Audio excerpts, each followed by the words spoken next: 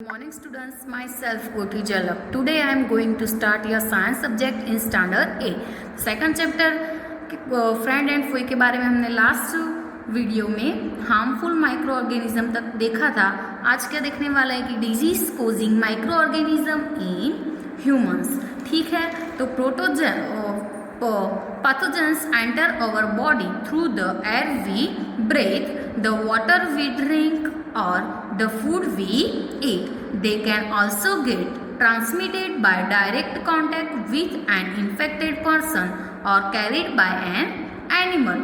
Microbial disease that can spread from an infected person to a healthy person through air, air and water. Food or physical contact are called communicable disease. Example of such disease include cholera, common cold, chicken pox and tuberculosis. तो क्या है कि pathogens enter our body through, किससे हमारी body में enter होता है? तो air we breathe, the water we drink और द फूड वी ईट, यानी कि हम जो ब्रेथ लेते हैं उसमें, द वाटर वी ड्रिंक यानी कि जो वाटर हम पीते हैं वो, और द फूड वी ईट जो हम फूड खाते हैं वो, उससे वो क्या होता है? एंटर होता है. They can also get transmitted by direct contact with an infected person. वो डायरेक्ट किससे कांटेक्ट होता है उसका? Transmitted by direct contact with an जो इन्फेक्टेड पर्सन होता है उससे. और carried by an animal. Microbial disease that can spread from an infected person to a healthy person. क्या करता है? जो माइक्रोबियल डिजीज होते हैं दैट कैन स्प्रेड फ्रॉम, वो क्या स्प्रेड करते हैं यानी कि फैलाते from an infected person to a healthy person through a air. Air में से वो स्प्रेड होते हैं. एयर, वाटर, फूड और फिजिकल कॉन्टैक्ट वो क्या हो गए? Communicable disease. Example of such disease including cholera. इसमें क्या है? इसके example cholera, common cold, chicken pox and tuberculosis, ये सारे उसके एग्जाम्पल हो गए. ठीक है. When a person suffering from common cold sneeze, fine droplets of moisture carrying thousands of viruses are sprayed in the air.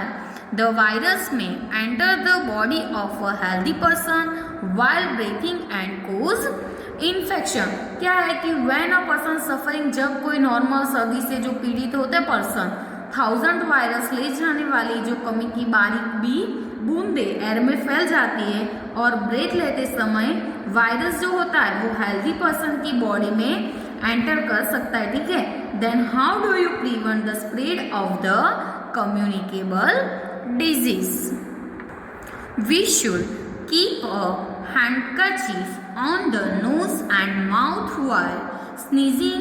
It is better to keep a distance from infected person. तो क्या है कि we should keep a handkerchief on the nose and mouth while sneezing. तो sneezing यानी कि छींक को, जब आप छींक खाते हैं उस वक्त आपके नोज एंड माउथ पर क्या रखना है? तो हैंडकरचीफ रखना है. ठीक है, क्योंकि it is better to keep a distance from a infected person. ठीक है. उसके बाद है कि there are some insects and animals which acts as carriers of disease causing microbes.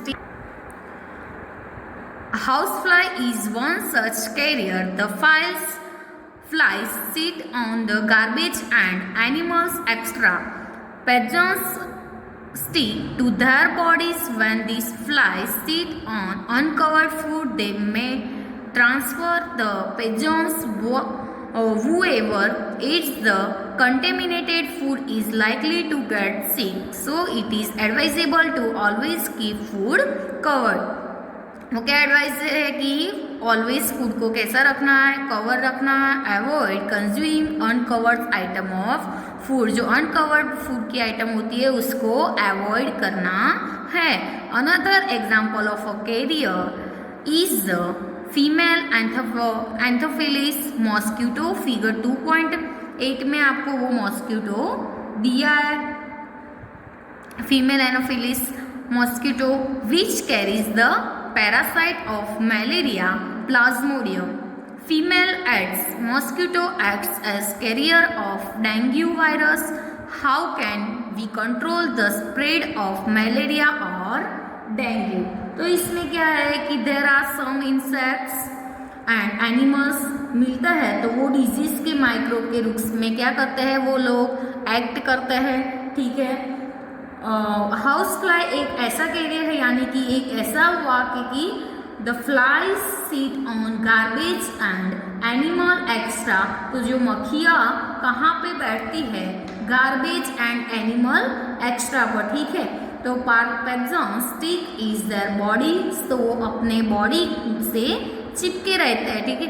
जब अनकवर्ड फूड यानी कि जो खुले हुए फूड पर उड़ते हैं वो पैक्सॉन्स को ट्रांसफर करते हैं, तो कोई भी बिगड़ा हुआ जो फूड है यानी कि जो कंटेमिनेटेड फूड खाता है तो उससे क्या होने की संभावना होती है, कोई भी बीमार होने की होती है। इसलिए ये एडवाइस दी जाती है कि फूड को ऑलवेज कवर्ड करके रखना है। क्या करना है, फूड को ऑलवेज कवर्ड करना है।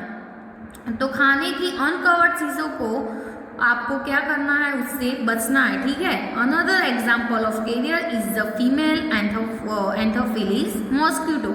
तो आपको फीमेल एनोफिलिस मॉस्किटो फिगर 2.8 में दिया है। तो फीमेल एनोफिलिस मॉस्किटो, तो उसका वन एग्जाम्पल क्या होता है, तो मादा एनोफिलिस मच्छर, उसको क्या हम बोलते हैं, फीमेल एनोफिलिस मॉस्किटोज को मादा एनोफिलिस मच्छर विच कैरियर्स पैरासाइट ऑफ मलेरिया, जो मलेरिया की वजीर का वहन होता है, ठीक है। तो एनोफिलिस मच्छर डेंगू वायरस के कैरियर के रूप से वो क्या करता है, वर्क करता है। हम मलेरिया या डेंगू के स्प्रेड को कैसे कंट्रोल कर सकते हैं वो, तो all mosquito breed in water, hence one should not let water collect anywhere in coolers, tyres, flower pot etc. By keeping the surroundings clean and dry, we can prevent mosquitoes from breeding. Try to make a list of measures which help to avoid the spread of malaria. तो all mosquito breed in water, यानी कि सभी मच्छर water में क्या करते हैं, water यानी कि पानी में ब्रीड करते हैं, मतलब कि प्रजनन करते हैं। इसलिए किसी को कूलर्स, टायर्स, फ्लावर पॉट्स में वाटर को कलेक्ट नहीं करना चाहिए, ठीक है। तो by keeping the surrounding clean and dry रखकर हम क्या करना है, मॉस्किटोज को प्रजनन से रोक सकते हैं, यानी कि इससे ब्रीड से रोक सकते हैं। Try to make a list of measures which help to avoid the spread malaria. तो मलेरिया को फैलाने से हमें बचने में क्या कर रहे, हेल्प करे, ठीक है। तो इधर टेबल 2.1 में दिया है कि some common human disease caused by micro organisms. Micro organism से ह्यूमन में सम डिजीज कॉमन होते हैं, वो दिया है। तो ह्यूमन डिजीज फर्स्ट कॉलम किसकी है, human disease, constitutive micro organism, mode of transmission and preventive measures, यानी कि जनरल। तो ट्यूबरक्यूलोसिस वो कोजिन माइक्रोज यानी कि बैक्टीरिया, उसका वो ए, मोड ऑफ ट्रांसमिशन क्या है, ए। तो ये सारे micelles, chicken pox, polio, muscles वो सारे हैं, वो ये तीनों वायरस से होता है। एयर कांटेक्ट, एयर वाटर, वो मोड ऑफ उसका क्या हो गया, ट्रांसमिशन। तो keep the patient in complete isolation, keep the personal belongings of the patient away from those of the others vaccination to be given at the suitable age, मतलब suitable age wise हमको vaccination देते हैं, ठीक है। तो cholera, typhoid वो किससे होता है, बैक्टीरिया, उसको मोड ऑफ ट्रांसमिशन क्या है, वाटर, फूड, एंड टाइफाइड का क्या है, वाटर। हेपाटाइटिस ए, तो उसका क्या है, constitutive micro organism virus, mode of transmission क्या है, वाटर। मलेरिया, तो कॉन्स्टिट्यूटिव माइक्रो ऑर्गेनिज्म क्या है, protozoa, and mode of transmission क्या है, मॉस्किटो। तो मलेरिया हमें किससे होते हैं, मॉस्किटोज के। तो some of the common disease affecting humans, their mode of transmission and few general method of prevention are shown in table 2.1 में। तो टेबल 2.1 में माइक्रो ऑर्गेनिज्म से जो डिजीज हमें होते हैं, सम कॉमन डिजीज, उसके बारे में दिया है, ठीक है। तो disease causing microorganism in animals. So several microorganisms not only cause disease in humans and plants but also in other animals. For example, anthrax is a dangerous human and cattle disease caused by a bacteria, and cattle disease caused by a bacterium. Foot and mouth disease of cattle is caused by a virus. तो क्या है कि several microorganism not only cause disease in humans and plants, यानी कि humans and plants में नहीं होते but also in other animals में, मतलब ऐसा नहीं कि humans and plants में ये होता है और animals में भी होता है ऐसा. For example, anthrax is a dangerous human and cattle disease caused by bacterium. वो किससे होता है? caused by bacterium. ठीक है, वो dangerous human and cattle disease caused by a bacterium. foot and mouth disease of cattle, तो मतलब कि foot and mouth के जो disease होता है किसके? cattle के, is caused by virus. वो किससे होता है? वायरस से. ठीक है, तो disease causing microorganism in plants. तो several microorganism cause disease in plants like wheat, rice, potato, sugarcane, orange, apple and others. The disease reduce the yield of crops. See table 2.2. For some such plant disease, they can be controlled by the use of certain chemicals which kill the microbes. तो several microorganism, तो कई microorganism wheat, rice, potato, sugarcane, orange, apple and others में microorganism से जो बीमारियां फैलती है, the disease reduce the yield of crops. कोई ऐसी कुछ पौधों की बीमारियों के लिए आपको क्या करना है? टेबल 2.2 में देखना है कि for some such plant disease, तो उसके हम क्या यूज करके कंट्रोल करते हैं? तो केमिकल्स यूज करते हैं, उसको हम कंट्रोल करते हैं. ठीक है, तो टेबल 2.2 में देखो कि क्या है. 2.2 में देखना है some common plant disease caused by micro. किसके कॉमन डिजीज दिए हैं? प्लांट्स के, कोज्ड बाय माइक्रो. तो प्लांट डिजीज उसके माइक्रो है और उसका मोड ऑफ ट्रांसमिशन कैसा है वो. तो ये तीनों दिया है, cankers, canker, rust of wheat, yellow and mosaic of bhindi यानी कि ओकरा. ये सारे ये बैक्टीरिया से होता है. ये फंगी उसका माइक्रो ऑर्गेनिज्म क्या है? इसका बैक्टीरिया है. रस्ट ऑफ वीट का फंगी है एंड इसका क्या है? वायरस. मोड ऑफ ट्रांसमिशन उसका एयर है, इसका air and seeds. And yellow and Mosca क्या है? इंसेक्ट से वो होता है. उसके बाद है फूड पॉइजनिंग. तो फूड पॉइजनिंग के बारे में तो आप सब जानते ही हो कि फूड पॉइजनिंग कैसे होता है. ठीक है, वो स्टैंडर्ड 7th में भी पढ़ा है और समझाया था भी कि फूड पॉइजनिंग क्या है. कि Boojho was invited by his friend to a party. Boojho ने क्या उसके फ्रेंड्स को पार्टी के लिए क्या किया? इन्वाइट किया. And he ate a variety of food stuffs. उन लोगों ने क्या खाया? कि variety of food stuff. On reaching home he started vomiting and had to be taken to a hospital. मतलब क्या हुआ? उसके बाद जो फूड स्टफ वो लोगों ने खाया था उसके बारे में उन लोगों ने क्या स्टार्ट हो गए? He started vomiting and had to be taken a hospital. तो हॉस्पिटल वॉमिटिंग हो गई तो उसके बाद उन लोगों को हॉस्पिटल में ले गए. The doctor said that his condition could be due to food poisoning. उनकी कंडीशन देख के डॉक्टर ने क्या बोला कि उन लोगों को क्या हुआ है? फूड पॉइजनिंग हुआ है.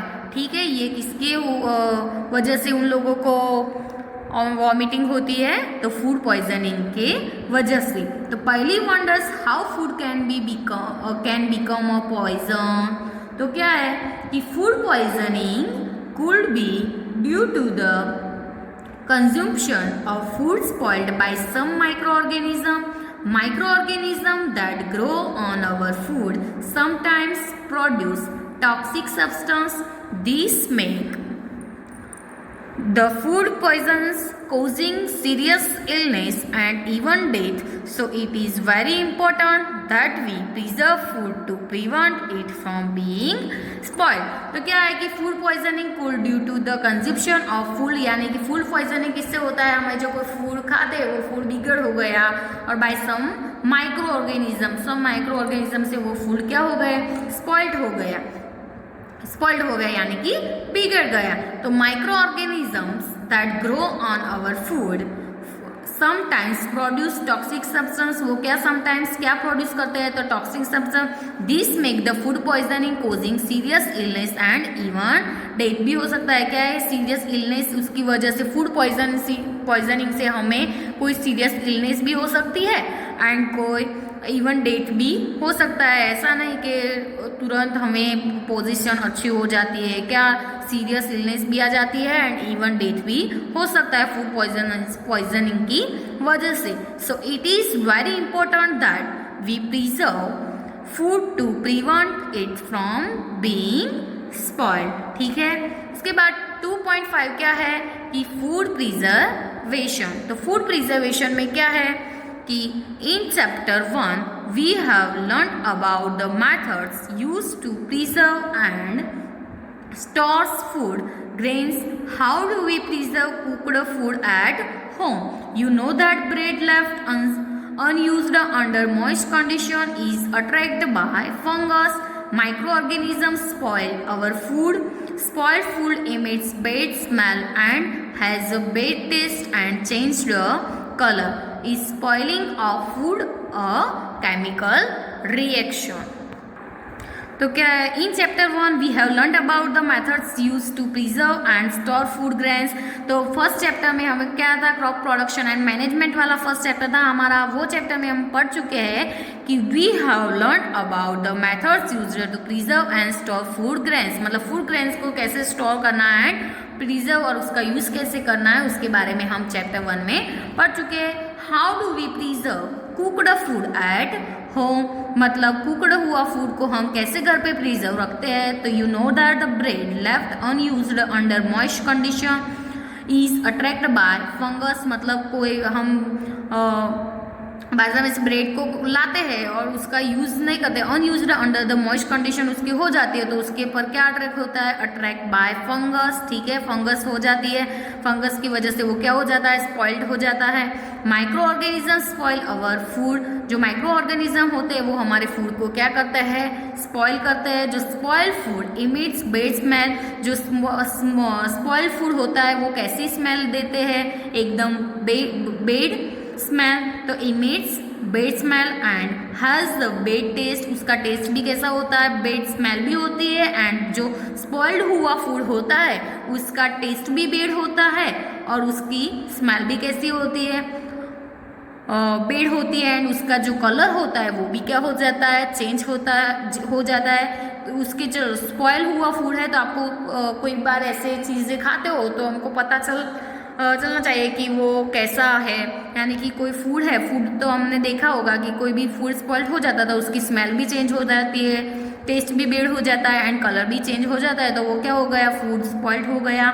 Is spoiling of food a chemical reaction. तो Paheli bought some mangoes but she could not eat them for a few days. Paheli ने क्या बॉट की, some mangoes like but she could not eat them for a few days, यानी कि few days तक पहली ने खाई नहीं।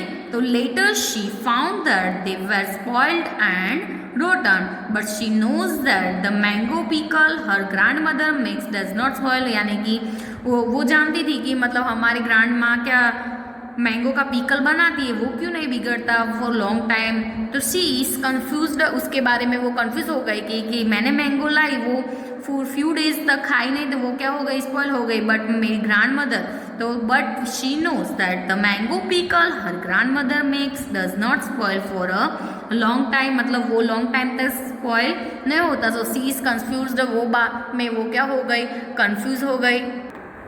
Let us study the common methods of preserving food in our homes, मतलब हमारे घर पे हम किसके कॉमन मेथड फूड प्रिजर्विंग के लिए कॉमन मेथड यूज करनी चाहिए उसके बारे में स्टडी करते हैं। We have to save it from the attack of micro organism.